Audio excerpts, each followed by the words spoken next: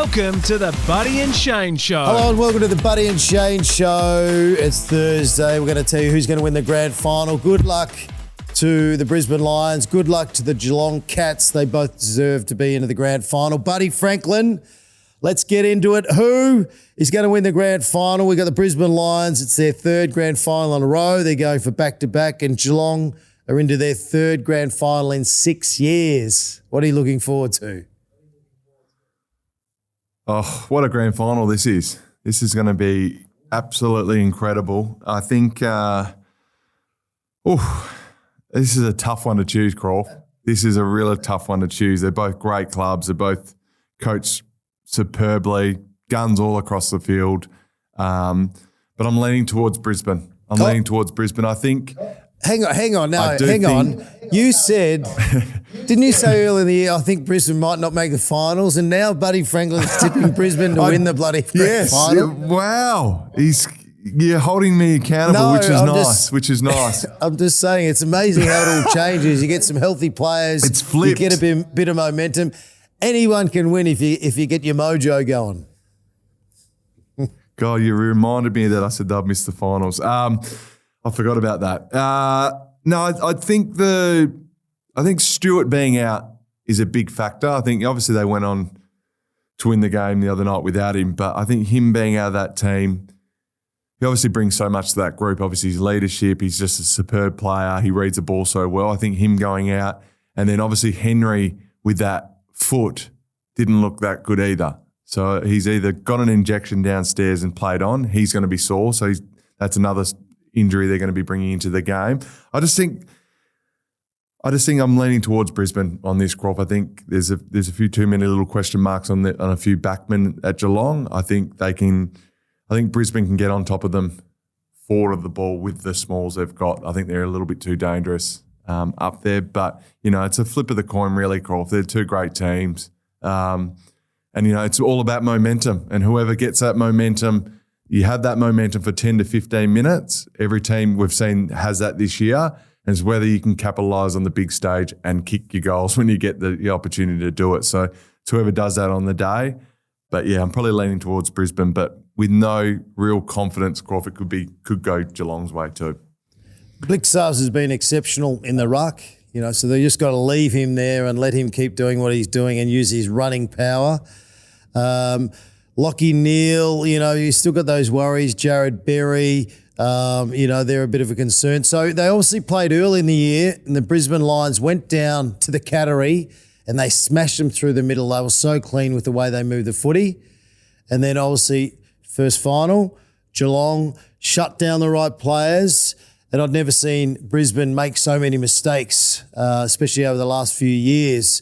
And they really took them to town. So a bit of redemption here. The Brisbane Lions will be wanting another crack. McCluggage has been awesome in the last two finals. The first final, he got shut out of the game by Mullen. So does Chris Scott go with the same recipe that worked a few weeks ago? And McCluggage, you reckon, I think so, would go to the drawing board and watch the tape and go, okay, this is how I need to get myself into the game? Well, yeah, I think McCluggage knows what's coming, doesn't he? He knows what's coming, so I think he just needs to go back to work rate, running up and down, getting involved that way. But I think Dunkley needs to play on Smith. I think Smith's a barometer for Geelong when they're up and about. Like he had 36 touches, got them going inside. I think Dunkley needs to go to Smith, and obviously you shut him down, but you're working off him too. I think, and Dunkley does that really well. I think if Dunkley can set the scene in there, really put some physical pressure on him, hunt the ball, but that tackle pressure, if he's able to bring that, that'll be great for Brisbane. But, yeah, I think shutting down Smith, I said that last week, I think that's a key. You need to really get into him physically because when he gets off the chain, he does a bit of damage, which is good for Geelong. He just adds another link. He really does with his work rate and how he can get to so many different stoppages and move himself around the field. And getting that extra link gives you that extra number to really release the ball and get the ball going. So what about Harris Andrews? Does he go to Jeremy Cameron or more of a Shannon Neal? Because you want him to still watch the ball and float. He'll do that anyway. So that's going to be an intriguing matchup. And he's been on fire, Harris Andrews. I think Gardner goes to Cameron. I think that's a perfect matchup. I think Harris will be that deeper one in waiting for the ball to come in. But I think, with Gardner, he's a really good defender. He'll be right up his bum, Croft, and just making sure that, you're being physical with him and pushing him to where you want to. If you give him too much time and space, Jez will get hold of you. So you got to be right on him. But I think that's a good matchup for Jez. Jeremy Cameron will be licking his lips because in the first final, Gardner was on Jeremy Cameron. Jeremy Cameron was going to kick 50 goals in the first quarter. So I'm sure that they'll get the setup a bit different. And I reckon that's because the way Brisbane were wanting to set up. So I think they'll go to work and change that around a little bit. O'Connor to Rayner. Rayner's, he's done a great job at being that sort of energizer bunny at times where he gives them a real hit and has a scoreboard pressure, but also can get himself into the game. And, you'd imagine you'll go with similar setups, but you're going to get a better version of Brisbane. There's no way Brisbane are going to play like they did a few weeks ago. And that game pretty much switched them on to beat the Gold Coast Suns and then obviously come to Melbourne and beat Collingwood, and especially with the Collingwood Army up and about. So they've got themselves back into form. Well, they're both, it's a grand final. They're both going to be coming out ready to go. But I think, Brisbane will be ready. So will Geelong. This is going to be a cracking game. I do think that O'Connor matchup on Rayner will be key. If he's able to shut Rayner down and keep him goalless or stop his impact forward of centre, that'll be a big key reason why Geelong maybe win the game. I think if Rayner's able to get off the chain and kick a couple of goals and get a few more score involvement, especially in a big game, that'll be a big factor on why they win the game. So if I'm Geelong, I'm looking at shutting down Rayner.